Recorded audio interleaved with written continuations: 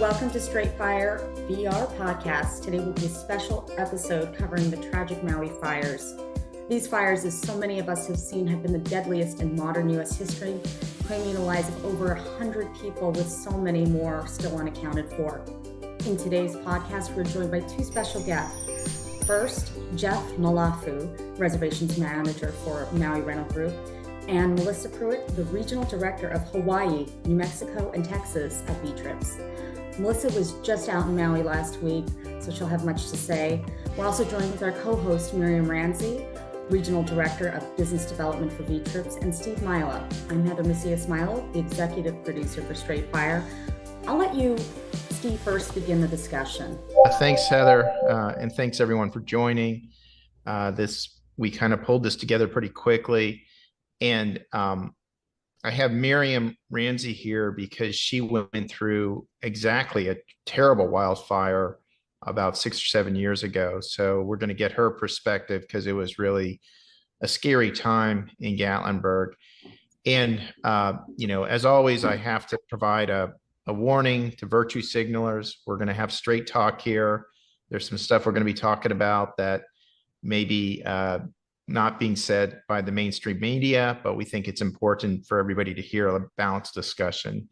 So with that, I wanted to start with Jeff. Jeff, how are you doing? How's your family? And how are the coworkers of the Maui office? Maui office workers, we've been, like Melissa calls us, traps, going through this, especially right after it occurred. We have a lot of family that was affected, lost family in the fire, and that affected, just the fire affected everybody here in the office. And, for us to just, get up on and just start moving along with, work operations to help keep the community going, because we understand Lahaina was affected in all our family, but we don't need a like a recession on top of this tragedy that happened to our economy. For us to support our family, we still need our jobs and everything to keep going. So I would say we're troopers. There was a lot of tears that were shed, a lot of counting to 10 and taking breathers after doing the process, just to move forward with everything and try to keep a balance with everything that's going on. So I'm actually really proud of our office and the way we handled everything after the tragedy. So Melissa, you were just there last week. Obviously, you got a chance to firsthand reach out and talk to the staff and also some of the guests and owners that were affected. And for those who don't know, because Maui is actually a pretty big island, our office is in the southern part of Maui. So fortunately, it was not affected directly. But Melissa, what was your experience there last week? It was sad, but also encouraging. When I first got there, I flew over on a plane that had less than 30 people on the plane. So a lot of people were listening to the governor and the mayor saying, don't come, but they weren't hearing the whole picture. He's saying, don't come to West Maui, to Lahaina, that area where it's being affected. They weren't truly saying, don't come to Hawaii, period, because Maui is in desperate need of tourism. It's very sad. We went and ate breakfast one morning and I watched a waitress cry because she's afraid she's not going to make her mortgage this month. We've had housekeepers reach out because they're nervous about paying car payments because everybody is canceling or moving their reservation out to further dates. Our owners have been fabulous. I have to say, they've really stepped up. They've offered to give us free stays for people who were displaced temporarily. We've had other owners, ask where they can donate. We've had owners send stuff to the office. They've just been really, really good and accommodating.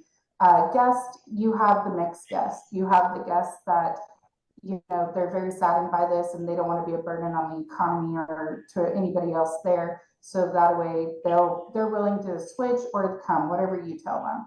And then we have the guests that want to take advantage that aren't coming until much later, but now they see a loophole on getting refunds, so they're trying to get in. Some very negative people out there, but then also very positive. The staff, I have to say, they're troopers. I'm very proud of our staff. They've worked hard. They've dealt with upset guest owners, just vendors as well, because they're having to deal with the people who are affected locally. Jeff actually lost family in the fire directly, so we're all praying for him and his family. But they've done a wonderful job continuing on, but the message isn't getting out. We've sent so many news reports on to all the guests who want to cancel and not come, letting them know the mayor and governor are retracting it and saying Maui is open, just not the west side of Maui, and not the whole west side, just not the area that's affected. But that message isn't getting picked up by big media, so it's not helping. And there's still, to today, I was reading emails in my rental group email where people are still wanting to cancel because it makes it sound like the whole island is on fire, and Lahaina is only a few miles worth of square footage on this big old island, but that's not the way it's coming across. Absolutely.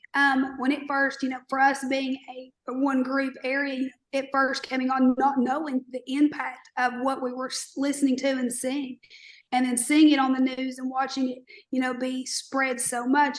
Honestly, had I not worked with V-Trips, I would have thought the entire Maui was gone. And it's the same thing that the news keeps portraying. And it was an immediate flashback to what happened to us in 2016. They said Gatlinburg was gone.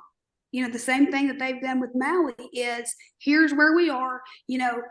Maui's gone. It's been devastated. Exact same keynotes that were said by the news was the same thing that we heard, that Gatlinburg was gone. We have the aquarium that's in downtown. The animals were just floating down in the middle of the highway. But it was so crazy. Look, both of these items are very devastating and have been huge impacts, not only just for tourism, but like Jeff's family and other people that's on our staff's family and everyone's family, correct?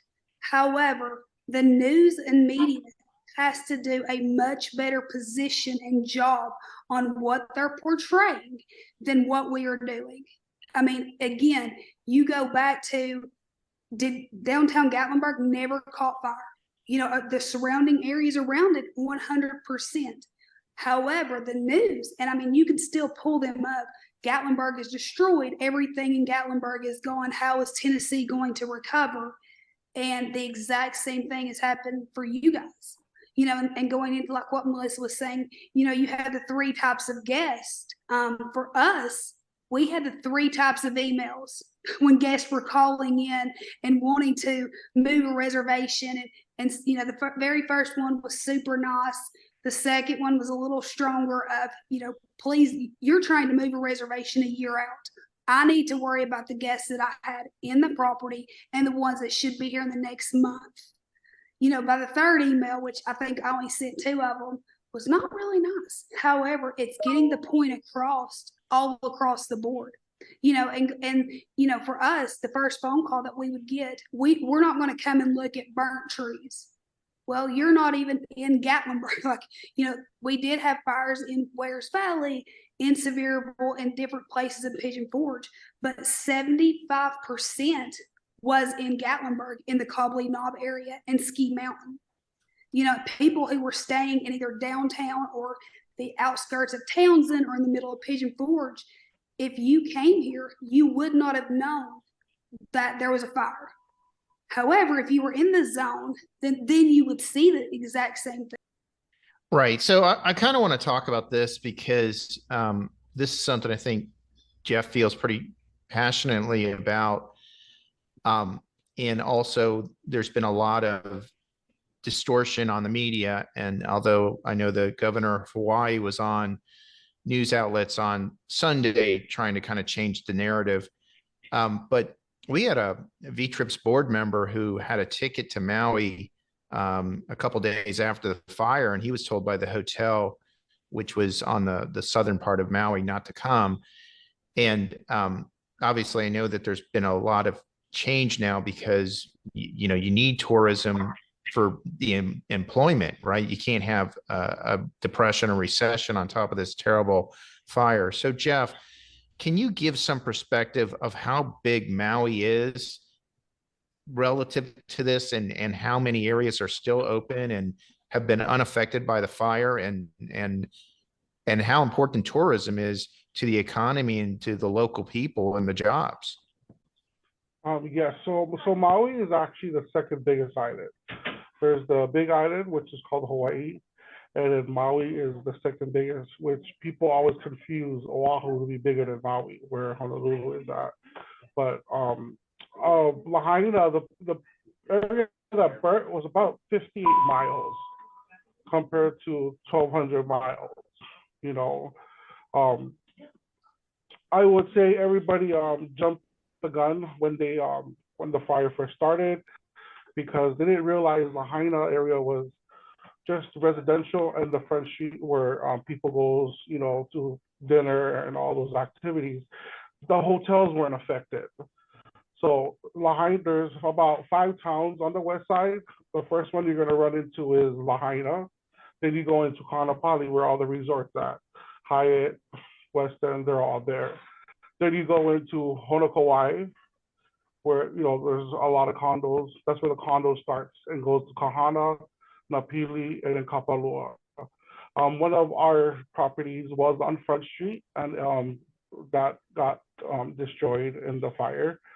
But everybody jumped the gun thinking the whole west side burnt, which is why they were telling tourists not to come for like the first couple of days, not realizing all the properties on that side, from the hotels to the condos, are still open. And they evacuated all the, they actually shuttled out all the tourists and flew them out, which left all these places open, which I would say just a few hotels will be able to house all the displaced people from that was affected by the fire, which leaves the rest of the island open.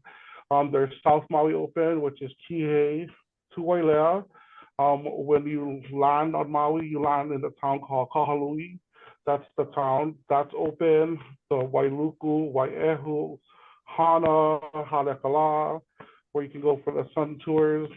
Hana is open. The rest of a big part of the island is still open. You can come and enjoy the island without even running into Lahaina to see, you know, the fire, what the fire did.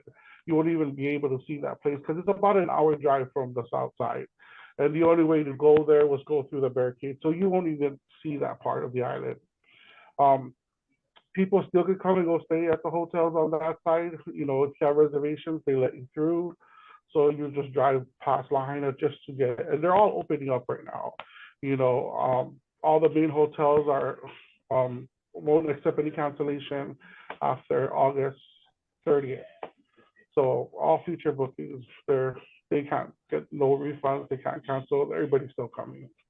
So that's just an insight of how big our island is, and, you know, where the tragedy happened is just a small portion of the island. So Melissa, you've been dealing kind of firsthand with guests in terms of cancellation and refund requests. Has that started to tail off as more information is coming out, or are we still getting as many refund requests for the winter and Christmas and times like that? I would say it's about half and half. It's not as bad as it was the first couple of days, but it's definitely about half and half. More people now are inquiring if they can still come versus the cancellations. However, Jeff and the crew are still dealing with lots of the residual people who have been from the beginning wanting to cancel and get their money back, but they're not coming. I mean, we had a cancellation request for next April, which clearly has nothing to do with the fire. And then we had somebody for December give the whole, well, my kids have asthma and I can't be there with smoke. Well, if the fire's still going on in December, we have bigger problems. So we're trying to hold their hands. We're trying to do the best we can. So far, we've been really successful with giving them the option to move. We've allowed everybody to do the 1 year move to, and obviously we'll work with those guests. If we reach that 1 year and any of the dates between now and then don't work, we'll work with them to extend a little longer. Like I said, the ones who have really demanded refunds, it's not the people who are immediate. In fact, the ones that were immediate, we did refund just because at that time we were being told, nobody go to the island for the first 2 days. So if you were refunding within that first week, we've worked 100% with those guests. And then even the week after, we've been working with them, trying to find them different dates down the line. And then now it's about 50-50. It may be a little less today. Friday was still pretty intense. The group, I have to say, is they're a good group. They take a beating better than most people, for sure.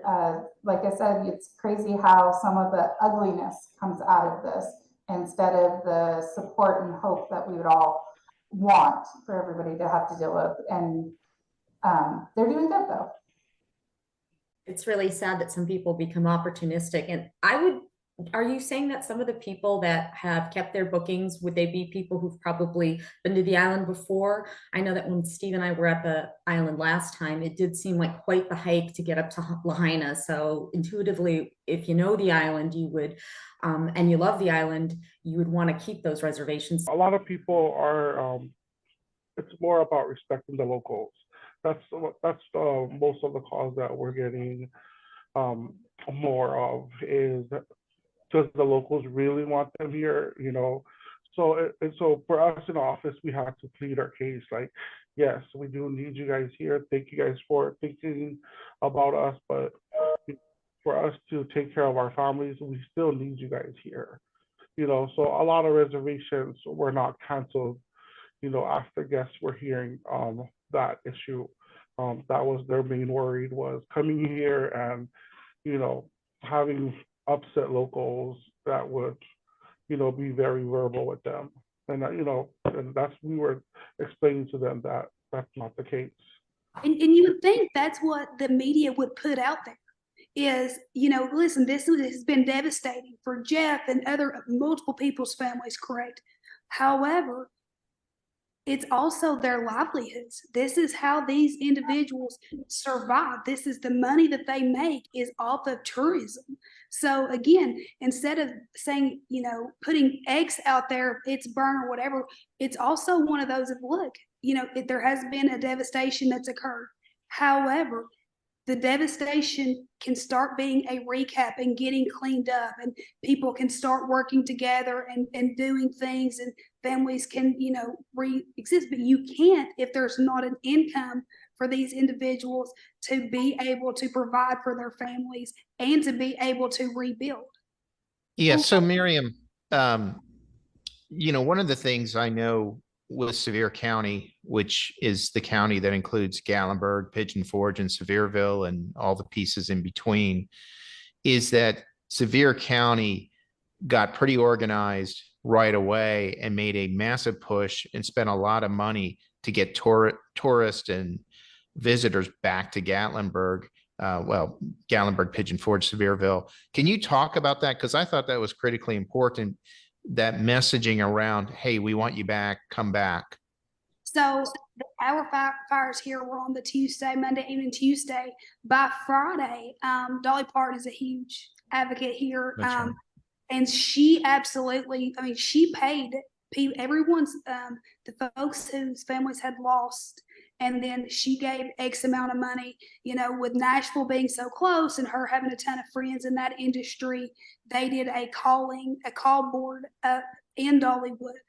And then everyone here, it grew together, just so many people aligned. I know, like with us in the property management, by that Saturday, we were at meetings, it may have been our person across the street that we were fighting to get their owner 2 days before. we were, hey, what can we do for you guys? And I think that's the biggest thing. Yes, we had Dolly Parton who started organizing stuff, but we had a ton of local individuals who were, hey, what can we do? You know, we went to the fire departments. Hey, can we put you up in houses? And for us, honestly, everyone just started gaining that. And then we kind of went up against the media where we started making those phone calls and having those conversations. But it goes to, things will happen. It's how your community organizes around itself, and that organizational process of being able, even us as V-Trips coming down and us, you know, Steve going down there making a point. Look, his name in our industry, and, you know, even with other things, is a name well known enough. Like, hey, this is things that we have to advocate for. You know, we fight regulations and rules, but we also have to be ahead of things like this. Because for us, you know, this could happen again in Tennessee. It can happen anywhere, but, you know, like, it's a concern right now in this area where it has been dry.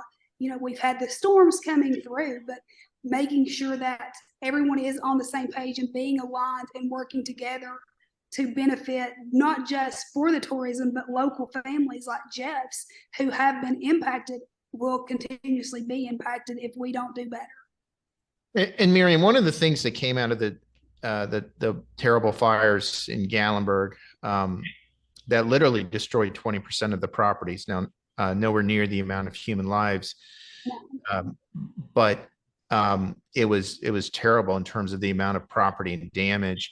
2,400, a little over 2,400 structures is what got here in Sevier County. Yeah, so it was massive. But this whole thing about an early warning, that they didn't have it. Can you describe what they've done since to make sure, either through Amber Alerts or other things, that people get information on their cell phones, et cetera? Yeah, so what we done before, we had nothing.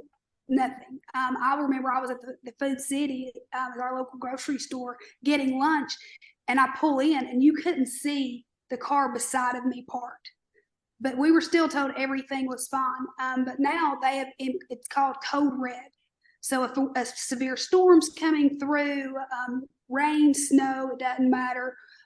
It's very similar to the Amber Alert.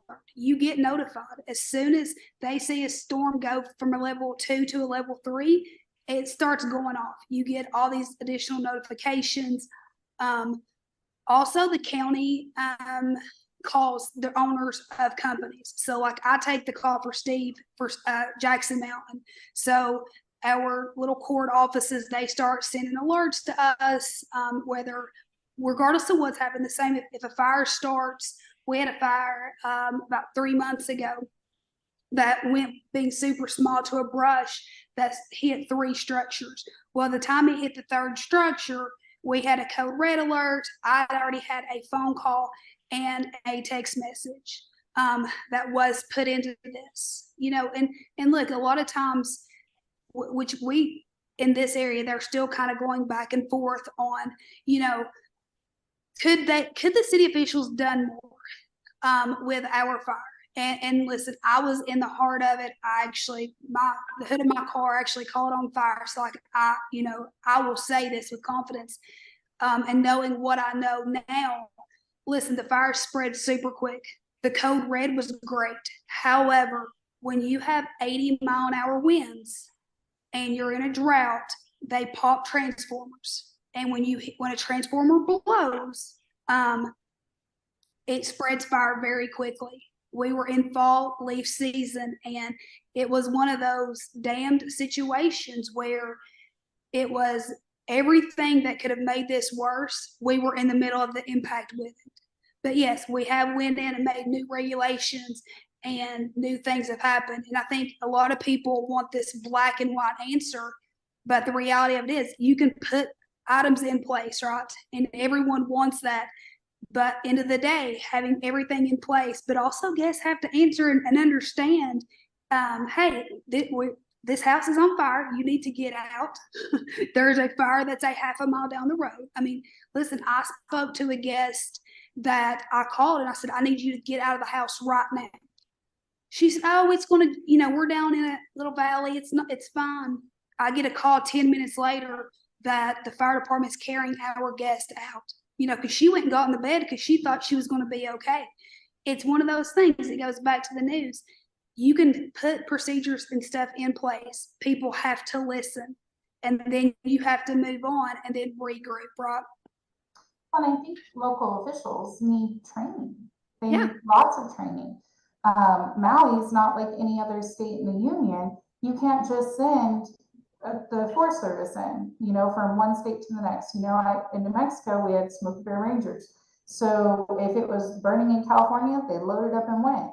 If it was burning in New Mexico, they came back and brought more.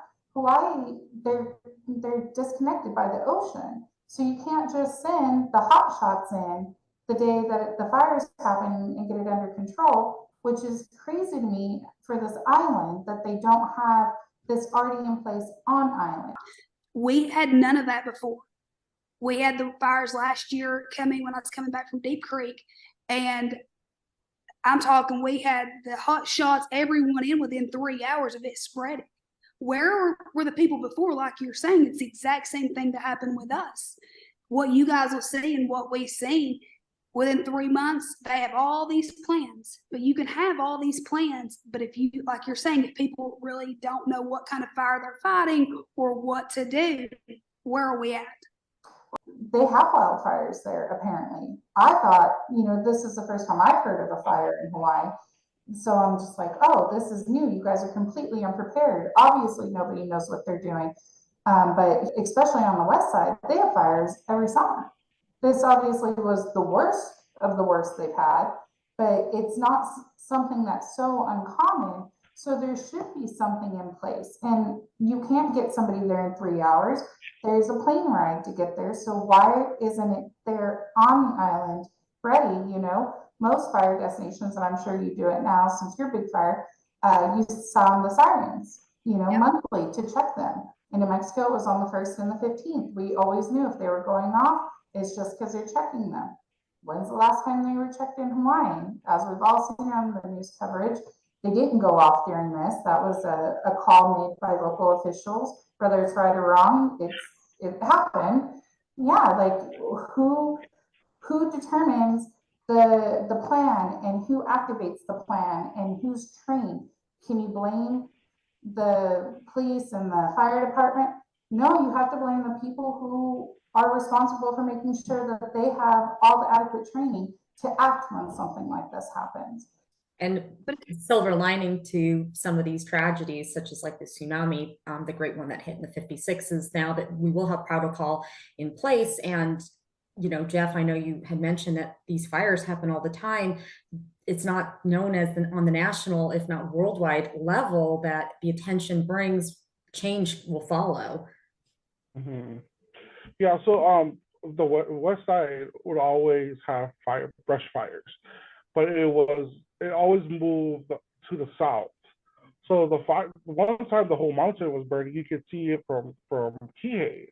The whole mountain was burning, but it was away from the residential. So that happens every year. Like we get our winter where it rains a lot, so all these empty areas starts turning green.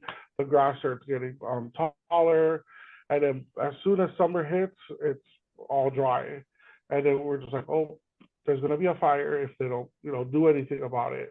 And every year it's the same. There's a brush fire here, brush fire there, and all those empty spaces because it was getting watered all these months in the winter, and then so this fire just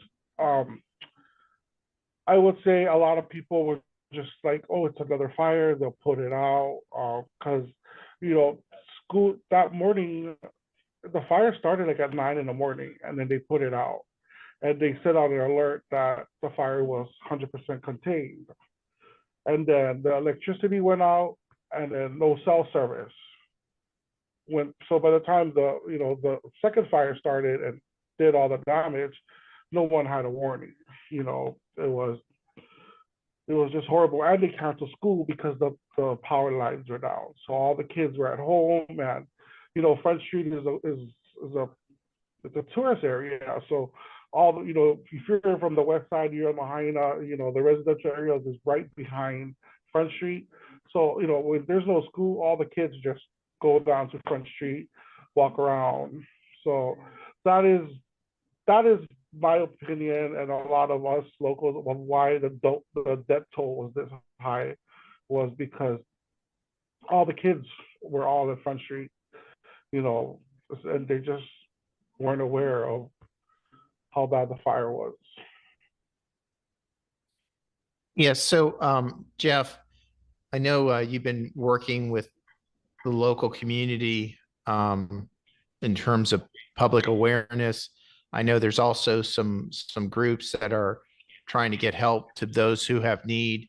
Maui Strong Fund, Feed the People, Maui Fund, obviously the American Red Cross.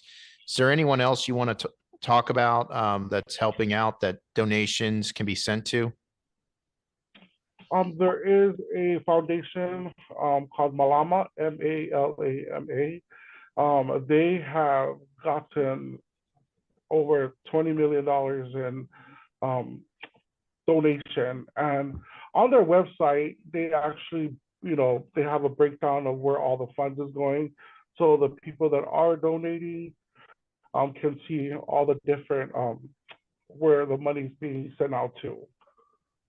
So that's a good local foundation that we found here. Okay, well, we're going to wrap up this episode. And if anybody would like to email us, it's straightfirevr@gmail.com. Otherwise, Jeff, Melissa, Miriam, thank you. Jeff, our prayers are with you and your family and your friends who have been affected or who lost their lives in the fire. Obviously, I know you're here to try to make sure things don't get worse, because tourism, which is the lifeblood of the economy, completely dries up. So we appreciate everybody being here, and thank you again. You're welcome. Thank you guys. Aloha. Thank you. Aloha. Aloha. Ooh, somewhere over the rainbow, way up high, and the dreams that you dream of once in a lullaby